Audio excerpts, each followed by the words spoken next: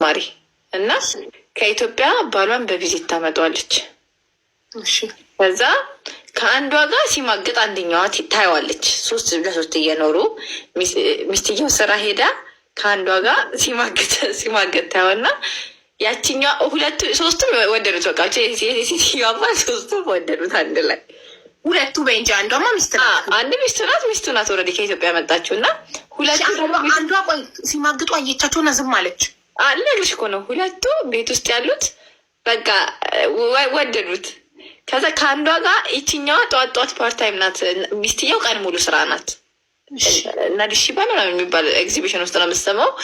አንደኛዋ ደግሞ ቤት ውስጥ ያለችው እና ስትነግረኝ እኔ ክውን ያልኩት አንደኛዋ ፓርታይም ነው የምትሰራው ተመላላሽ ሰው ቤት፣ አንደኛውም ሌላ ስራ አላት እና እቺ ፓርታይም ያችኛው ሚስትየው ቀን ሙሉ ናት። ፓርታይም የምትሰራዋ ታይና ሚስትየው በሳምንት አንዴ ነው የምትመጣው እና ዲሺባ እንትን ነው የምትሰራው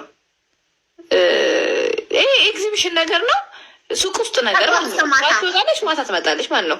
በሳምንት አንድ ቀን ነው ትመለሰው። ከዛ ልጅ አብዬ ከዛ እቺ ፓርታይም የምትሰራዋ ልጅ ከባሏ ጋር ትይዛቸዋለች ማለት ነው እና ትወደዋለች። ከዛ እችኛዋን ሰውየው ለሚስቱ እንዳትናገር ብሎ ከዛ ያችኛዋን የተዋትና ደግሞ ከዚችኛዋ ጋር ፍቅር ጀመራል። ከፓርታይም አንድ ቤት ውስጥ 3 ሚስት ማለት ነው ማሪ አንዷ ቦርስ እንደ ኔስካፌ 3 in 1 ይባላል።